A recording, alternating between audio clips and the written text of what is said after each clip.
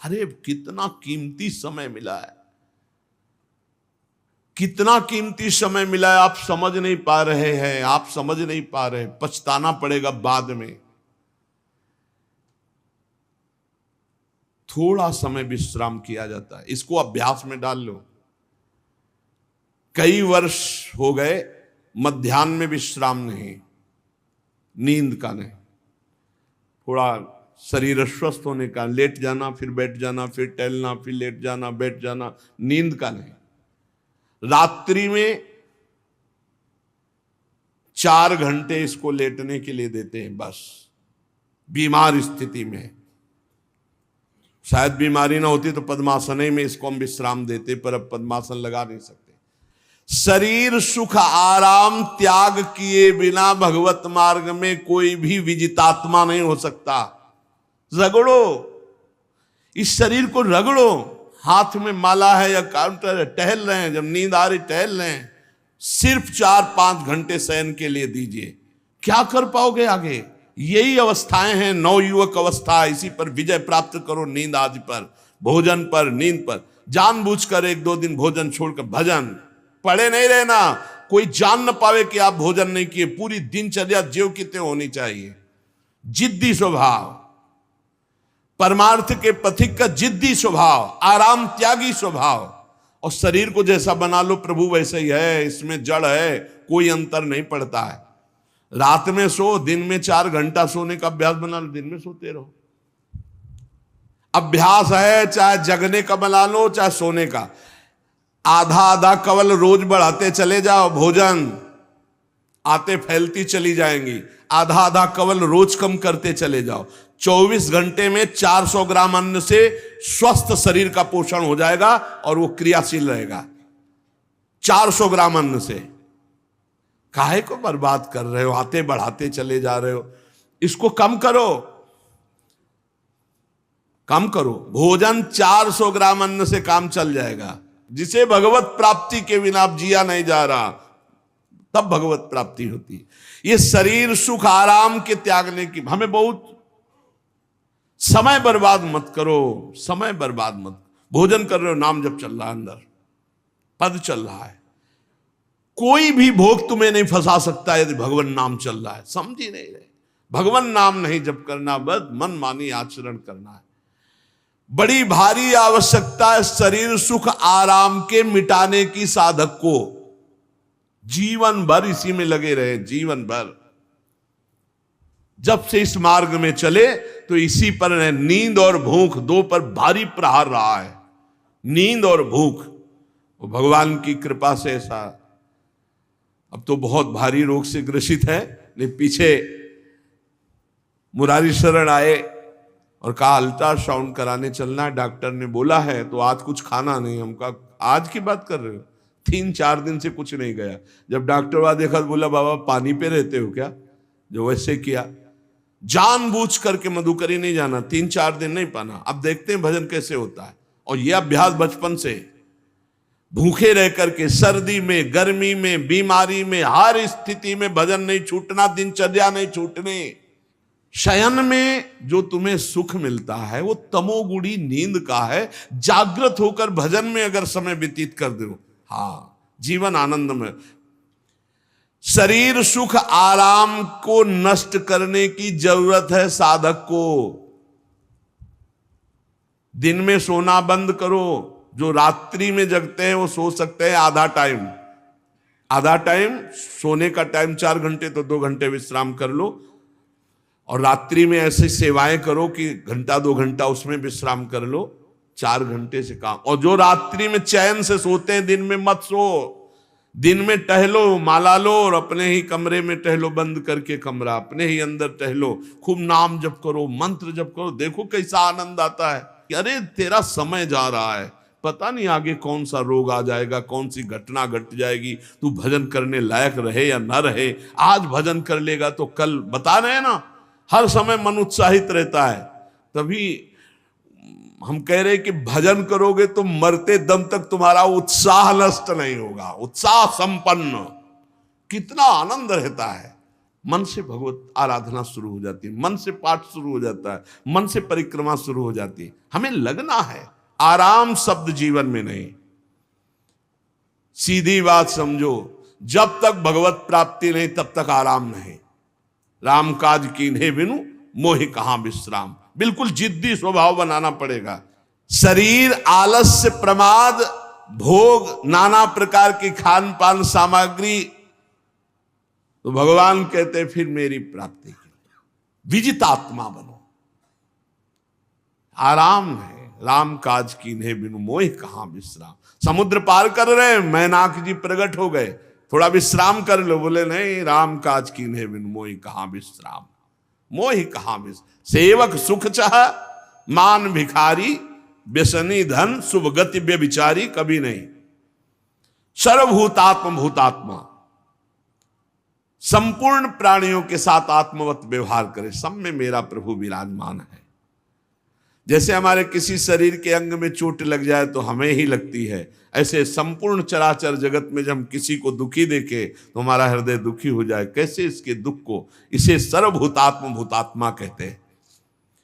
जो योगी होता है वो सबको सुख पहुंचाने की चेष्टा करता है, किसी को भी दुखी देखकर उसका हृदय व्याकुल हो जाता है।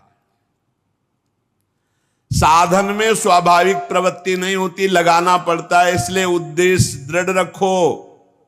अब हमको इसी जन्म में भगवत प्राप्ति करनी है। हम प्रियालाल की शरण में हैं। हमारा एक एक मिनट बड़ा कीमती है। हर मिनट में, हर सेकंड में हमें नाम जप करना है और प्रभु के भरोसे रहना है। कम सोना है, कम खाना है, कम बोलना है। 3 बातें पकड़ो।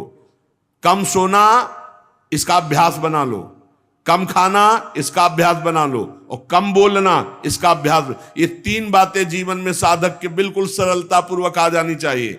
मिताहार, मित भाषण और नियमित शयन। शयन से बचो, ये बहुत जहर है। नींद बहुत जहर है। निद्रा आलस प्रमादोत्थम तत्तामस मुदाहृतम। इसको एक सीमा में बांध दो। 3 घंटे, 4 घंटे, 5 घंटे, बस 24 घंटे माला, काउंटर, वाणी, सेवा, टहल रहे हैं। सो नहीं सकते, आराम नहीं कर सकते, नहीं कर सकते। ये अभ्यास बनाओ तभी आगे बढ़ पाओगे। सत्संग रोज सुनते हो, देखो तुम्हें जो डांट लगती है, तुम्हें बहुत प्यार करते हैं। प्रभु बहुत प्यार करते हैं, इसलिए डांट लगवा रहे हैं, इसलिए आपको सत्संग सुना रहे हैं। ये जीवन सार्थक कर लो, नहीं तो बहुत पछताना होगा। हम पशु पक्षी के जीवन में साधना नहीं कर पाएंगे। कैसे हमारा चिंतन बदले। भगवान ने अगला शब्द का मदगत प्राणा। प्राण जिसके मेरे में समर्पित है। प्राण समर्पित का मतलब है प्राण वायु को लेकर प्रधान है। भोजन न मिले, जल न मिले तो भी हम जीवित रह सकते हैं काफी समय तक, क्योंकि प्राण वायु। प्राण बलवान पुष्ट होते हैं अन्न और जल से, लेकिन प्राणों की सत्ता वायु से है। ये जो श्वास प्रश्वास है, भोजन हमें 4-6 दिन न मिले तो आराम से दिनचर्या चल सकती है। पानी 8-10 दिन न मिले तो भी दिनचर्या चल सकती है। ऐसा नहीं कि मर जाएंगे, लेकिन 2 मिनट वायु ना मिले तो मर जाएंगे।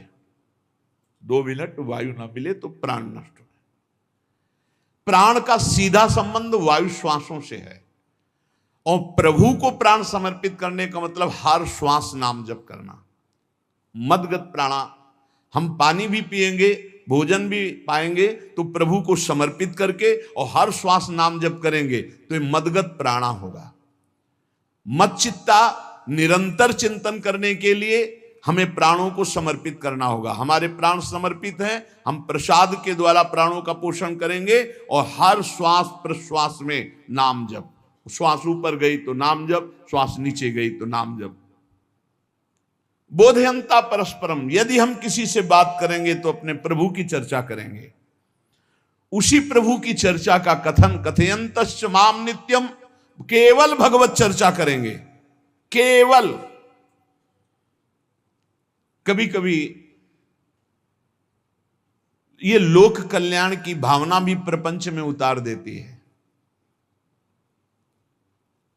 निवेदन है कि यहां कोई लोक वार्ता का प्रश्न लेकर के नावे, एक जगह तो बख्श दो जहां केवल भगवान के संबंध की चर्चा होने दो।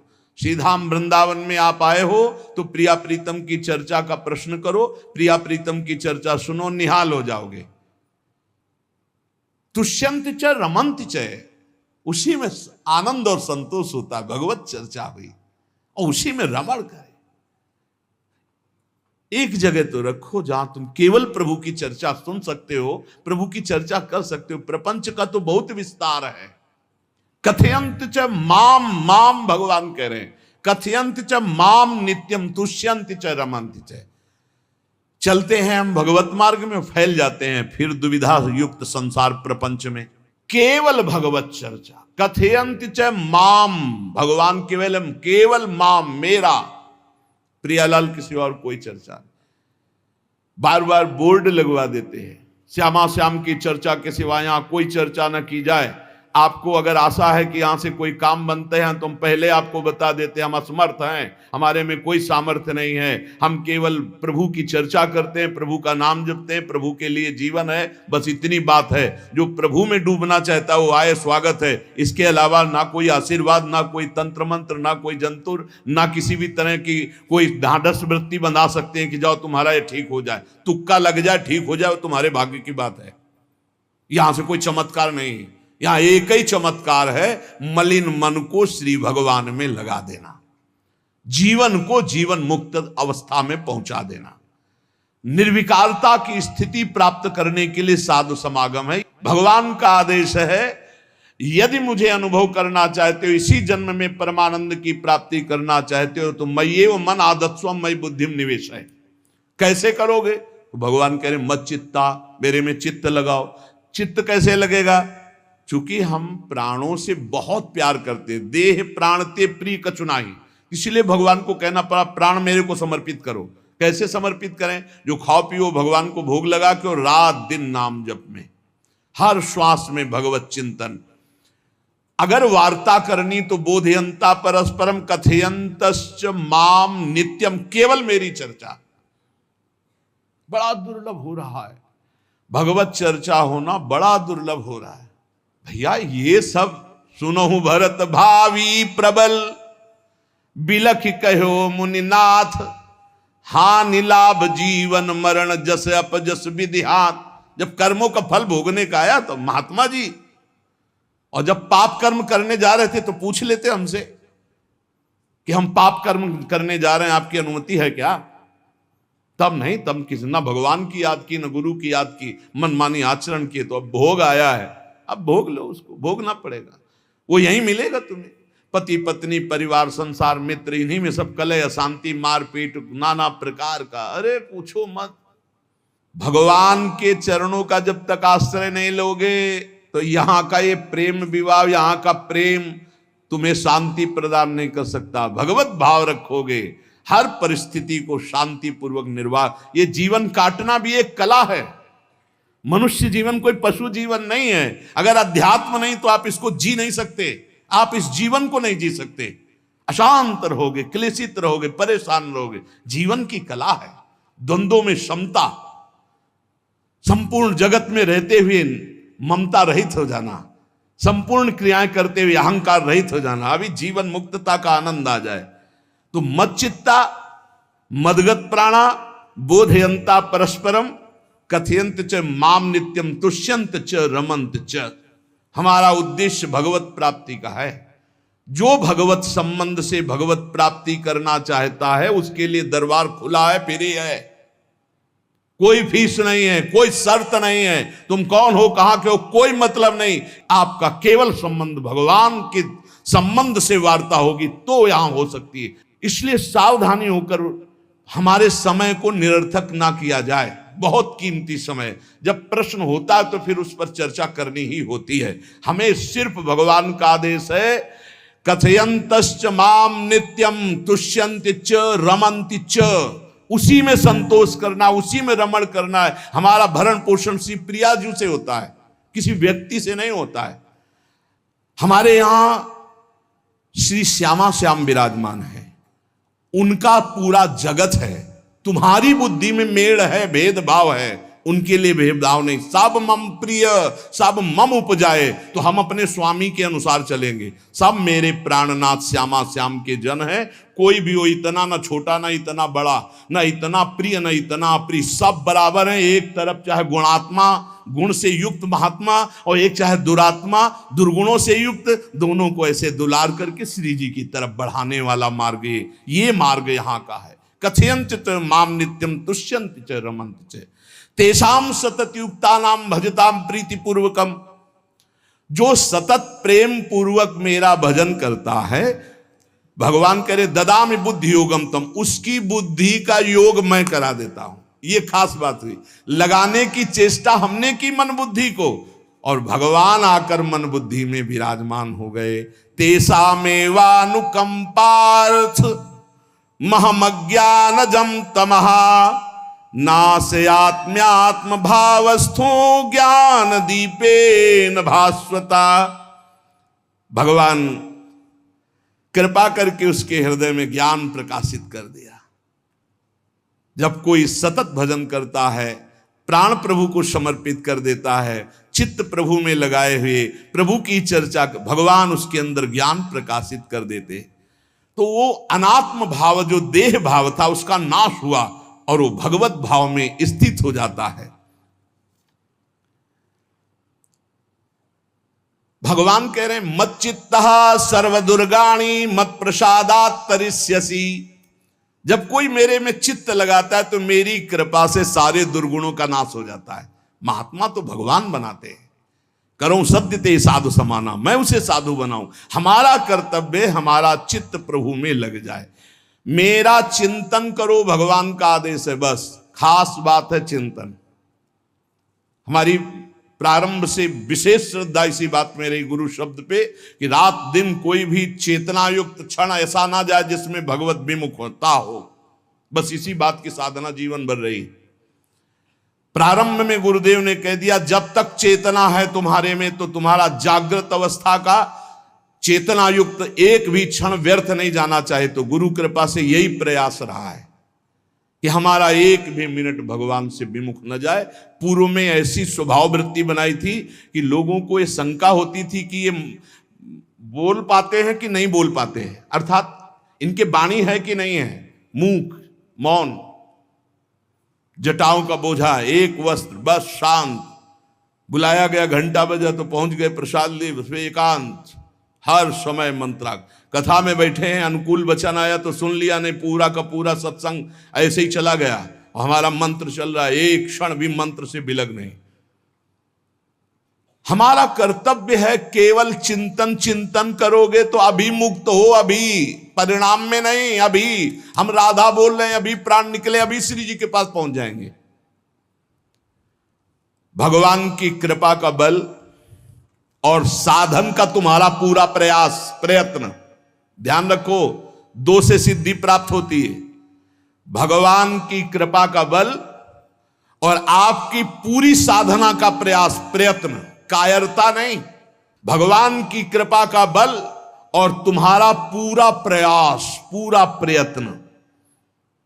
देखो भगवान की दर्शन वृत्ति हृदय में जागृत हुई ध्रुव जी के पद को लेकर, कामना को लेकर। मैं भगवान का साक्षात्कार करूंगा, उनसे वरदान मांगूंगा कि मुझे सबसे श्रेष्ठ पदवी की प्राप्ति हो। चले, भगवान नारद जी मिले। पहला प्रलोभन, चलो अभी तुम्हें इस सम्राट पद पर नकार दिया। फिर भय, सांप हैं, बीछी हैं, जंगल के बड़े, और फिर यक्ष राक्षस, न जाने कौन कौन है। तुम अभी बालक हो, तुम्हें खा जाएंगे, तुम क्या तपस्या करोगे, क्या भजन। नहीं, इससे भी नहीं टिके। कुछ भी हो, कदम वापस नहीं जाएंगे, अब तो हरि की प्राप्ति। तो गुरु मंत्र दे दिया। 6 महीने बहुत ही देह भाव रहित होकर उच्च कोटि की साधना की। बालक होने पर यही मथुरा में, मधुपुरी में देह भाव रहित होकर के, क्योंकि जंगल में ऐसे ऐसे मच्छर बड़े बड़े ना, एक मच्छर मारे तो पूरा होश खराब हो जाए, पूरी चेतना जागृत। तो उस 5 वर्ष के राजकुमार के शरीर में कितने मच्छर चिपके रहे होंगे, क्या क्या भयावह। हमने तो सैनपुर में देखा, आसन लगाए बैठे, काला नाग सांप ऐसे फुसकार रहा है। पूरा दृढ़ निश्चय है कि अगर ये काटने का समय है तो काट लेगा, नहीं काटना तो बिल्कुल नहीं काटेगा, बैठे रहो। वो ऐसे पास से निकल गए, छाती से भी निकल गए हैं। निश्चय कि अगर काटना है काटेगा। सैकड़ों बिच्छू, कभी ऐसे डंक नहीं मारा। और अगर काटना हो मारना हो ना तो बढ़िया महल में बैठे हो तो वहां जाके काट लेंगे। ध्रुव जी अपनी निष्ठा से कभी नहीं विचलित हुए। अब जब भगवान सामने आए तो आखिरकार 5 वर्ष के बालक घबरा गए। भगवान का तेज, भगवान का रूप, भगवान की महिमा। भगवान मुस्कुराए, कृपा दृष्टि से देखे, बल मिला, भगवान को देख पा रहे हैं। अब मन में आया कि मैं स्तुति कैसे करूं, क्योंकि कोई ज्ञान तो है नहीं। भजन किया, भगवान की प्राप्ति हो रही, लेकिन अब कोई ऐसा ज्ञान तो है नहीं जिससे भगवान का स्तवन करे। भगवान की तरफ देख करके कुछ कहना चाहते हैं, पर क्या भगवान को कहें ये ज्ञान नहीं। तो भगवान ने अपने ज्ञान स्वरूप शंख का ध्रुव जी के कपोल पे स्पर्श करा दिया। जो भगवान कह रहे, ज्ञान तो मेरी कृपा से होता है। अभी पीछे इस श्लोक में भगवान ने कहा, तेसा मेवानुकंपार्थ महमक ज्ञानजम तमः नाशयाम्यात्म भावस्थो। अनात्म भाव का ये जो आत्मस्वरूप अनात्म देह में भाव आ गया है, इसके नाश का जो ज्ञान होता है ये भगवान की कृपा से होता है। जे भी संग छुआया दिव्य ज्ञान और भगवान की दिव्य स्तुति की। तो ये देखा जाता है कि भगवान की कृपा से ही साधक में दिव्यता आती है, दिव्य ज्ञान आते हैं। पर प्रयत्न अपना होना चाहिए। प्रयत्न था तभी तपस्या में आए, नहीं तो प्रलोभन में फंस जाते या भय में डर जाते। ना प्रलोभन में फंसे चक्रवर्ती सम्राट पद देने पर, और ना भय में फंसे कि सांप बिच्छी और सिंह खा जाएगा, इससे भयभीत नहीं हुए। और प्रयत्न इतनी जोर का किया, आप भागवत में पढ़ लीजिए, देह भाव रहित होकर कितना कठोर तप, 6 महीने में भगवत साक्षात्कार। आत्मबल, भगवत कृपा बल। ये मन है बहुत डराता है, कैसे जिएंगे, बुढ़ापे में कौन सेवा करेगा, क्या दुनिया का प्रपंच खड़ा कर देता है। इसको इसी ज्ञान से काटो, भगवान है ना, भगवान सब करेंगे। भगवान के लिए हमने जीवन दिया है, ये जीवन भगवान के लिए हार। अरे दिव्य हो जाओगे, रिद्धियां सिद्धियां हाथ जोड़े खड़ी रहेंगी। भगवान जानते हो क्या भगवान है। हम एक बार भगवान के नाम पर अपने आप को न्यौछावर तो करके देखें, पर यह अहंकारी जीव मानता नहीं है। ये अहंकार का बल लिए रहता है। आसुरी प्रकृति है ये अहंकार। अहंकारम बलम दर्पम कामम क्रोधम च संश्रिताः। जिसके अंदर ये आसुरी प्रवृत्ति अहंकार होता है, उसमें काम क्रोध लोभ ये भरपूर होते हैं। कहां से भगवत प्राप्ति हो। जहां ये दुश्मन रहते हैं वो घर तो तुमने सुरक्षित दे रखा है दुश्मनों को। आसुरी प्रकृति को तुमने, अहंकार को अपना स्वामित्व दे रखा है। मैं वो अहंकार जिसके साथ प्रकृति लगती है। जब अहंकार और बढ़ जाता है तो ईश्वरोहम अहम भोगी सिद्धोहम बलवान सुखी। तरंग से समुद्र नहीं होता, समुद्र से तरंग होती है। हम जितने भी हैं सब तरंग हैं उस परमात्मा की। वायु विकार नष्ट हुआ, समुद्र में ही लीन हो गए, ये बात है। लेकिन एक तरंग समुद्र नहीं पैदा कर सकती। एक सूर्य चमक रहा, कोई बंद के सूर्य दूसरा चमक के दिखाए। बहुत सावधानी से उपासना करो।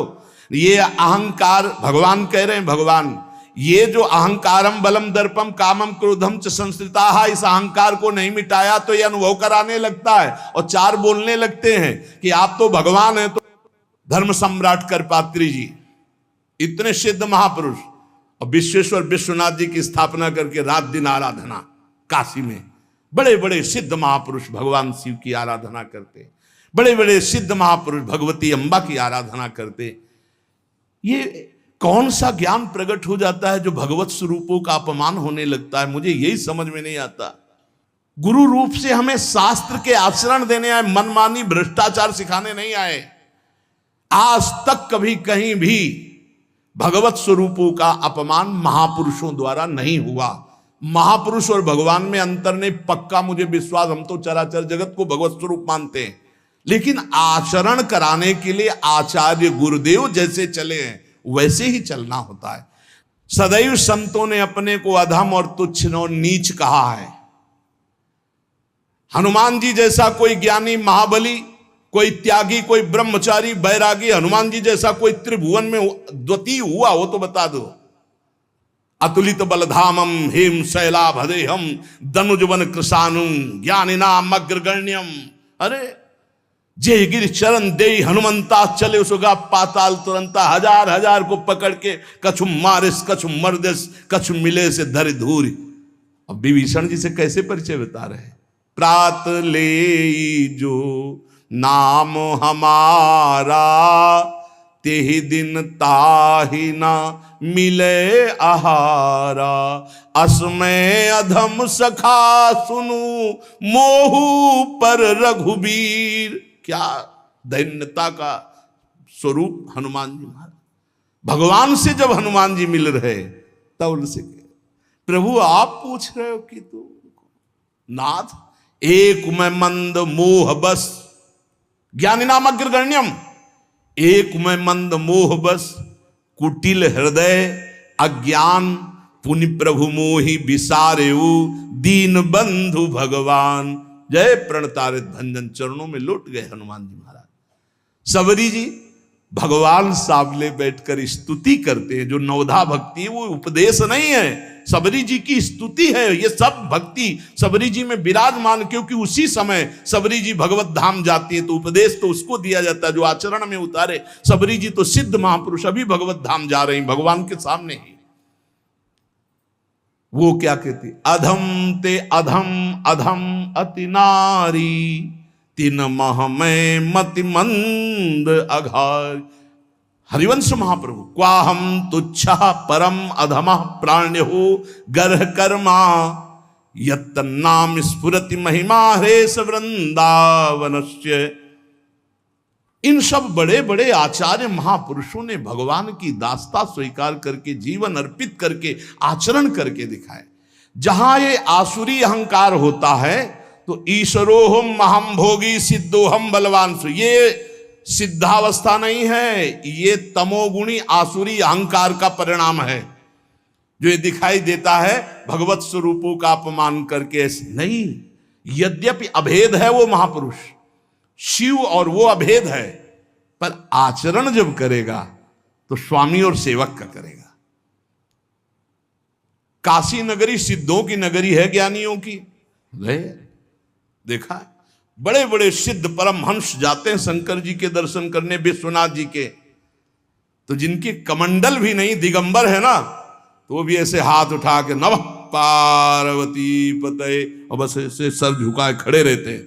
जल भी नहीं है, पत्र भी नहीं है, ऐसे वो हम सब खड़े खड़े घंटों खड़े रहते। तो वहां के शिव पार्षदों से ऐसा करुणा में प्रेम हो गया था कि वो हमें नहीं हटाते थे, तो एक कोने में घंटों खड़े रहते थे और दर्शन करते रहते थे भगवान विश्वनाथ जी। तो जैसे ऐसे अवधूत आते, न कोई जल का कमंडल है, न कोई पत्र है, न पुष्प, नजदीक गए और नमः पार्वती पते हार हार महादेव, बस सर झुकाए, ये है।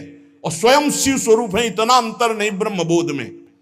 भक्तों में भी कभी कभी आम प्रकट होता है, वो वाणी से आपको दिखाई देगा, लेकिन वो आसुरी अहंकार नहीं होता।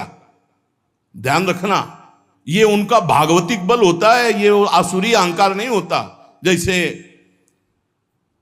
जनक जी की सभा लगी हुई है, भगवान श्री राम लक्ष्मण जी विराजमान है विश्वामित्र जी के समीप बड़े सौम्य भाव से। जनक जी महाराज ने देखा कि बड़े बड़े वीर आए पर धनुष यज्ञ में धनुष को अजगों को कोई उठा ही नहीं पाया, खंडन की तो बात जाने दो। रावण बाणासुर आया, आरती प्रणाम करके चले गए, अब आशा ही खत्म हो गई, कोई उठाने वाला ही नहीं। तो उन्होंने कहा वीर विहीन मही मैं जानी। अब मैं आज जान गया कि पृथ्वी वीरों से रहित हो गई। अगर मैं ऐसा जानता कि इस भूमंडल में कोई वीर ही नहीं अजगों का खंडन करने वाला, तो मैं ऐसा प्रण नहीं लेता, मेरी जान की कुंवारी रह जाएगी।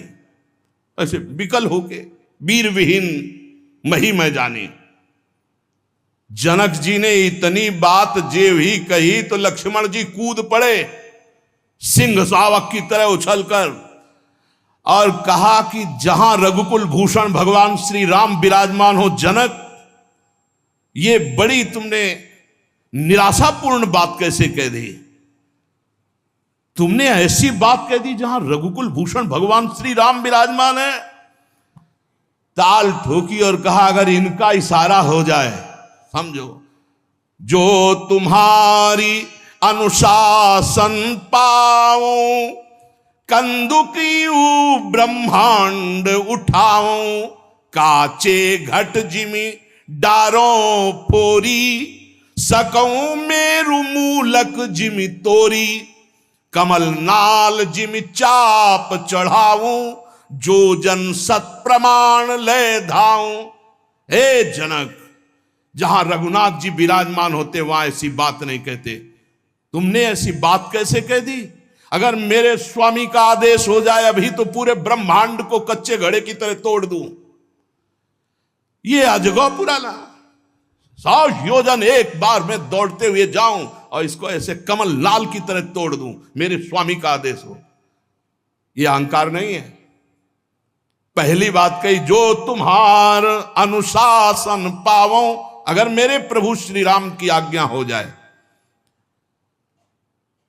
और लक्ष्मण जी ने एक बात और कही कि तोरों छत्रक दंड जिमि तव प्रताप बलनाथ, आज के बाद कभी धनुष स्पर्श नहीं करूंगा यदि मेरी बात झूठी हो जाए। आपके प्रताप से इसे बरसाती छत्ते की तरह तोड़ दूं इस अजगौ को, अगर आपका आदेश हो। तो प्रताप बलनाथ, यह अहंकार नहीं है, यह भक्त का भगवत प्रताप है।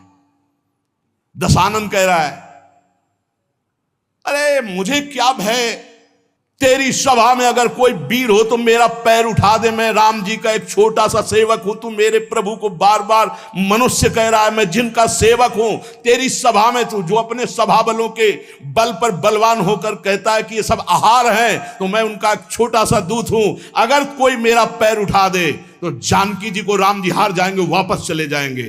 राम प्रताप सुमिरपन रूपा। सभा में पैर हाहाकार मच गया। जब स्वयं दशानन उठा तो मारा घूसा, 4 मुकुट राम जी के चरणों में गए। राम जी के चरणों में झुक, तब तेर बचेगा, मेरे चरणों में झुकने से नहीं। कोई उठा नहीं पाया। ये अंगत का अहंकार नहीं, ये भक्त का भगवत प्रताप होता है। राम प्रताप सुमेरी परण रूपा। राम प्रताप हरिवंश प्रताप जानत है, हरिवंश प्रबोध प्रमाणत है, हरिवंश सर्वस्व है तिनके, सुख संपत्ति दंपति जो जिनके। लक्ष्मण जी कह रहे, सकऊं मेरु मूलक जिमि तोरी, जैसे मूली तोड़ दिया जाता 4 लाख योजन का सोने का पहाड़ सुमेरु, वैसे उखाड़ के तोड़ के फेंक दूं। भगवान अपार सामर्थ्यशाली, और जो भगवान में चित्त जोड़े अपार सामर्थ्यशाली। हम लोग कभी कभी अहंकार और प्रताप के भेद को नहीं समझ पाते।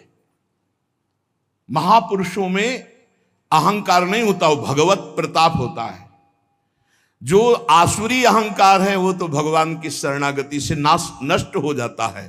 भगवान का प्रताप भक्तों के जीवन में उदय होता है। भगवान बहुत कृपालु हैं, बड़ी करुणा की है, अपना मार्ग हमें देने के लिए सत्संग दे रहे हैं। कथन श्रवण का सौभाग्य मिला है।